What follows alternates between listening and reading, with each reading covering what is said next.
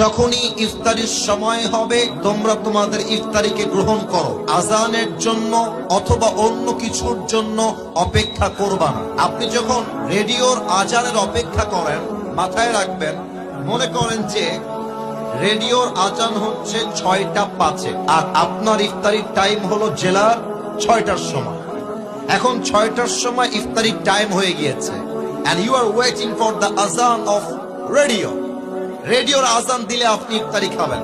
তাহলে আপনি যদি রেডিওর আজান অপেক্ষা করেন, আপনার ইফতারি 5 মিনিট পিছিয়ে গেল, তাহলে আপনি নবীর সুন্নাহ অনুযায়ী টাইমকে মেইনটেইন করতে পারলেন না। অতএব এখন থেকে নিয়ত করে রাখেন, ইফতারির যখনই টাইম হয়ে যাবে, যেখানে যেই জেলায় যেই টাইম, ওই টাইমে ইফতারি খাবো। আজান দিলেই খেতে হবে এটা কোনো শর্ত নয়। আল্লাহ সবাইকে রাইট টাইমে ইফতারি গ্রহণ করার তৌফিক দান করুন। পরের সবাই আমিন।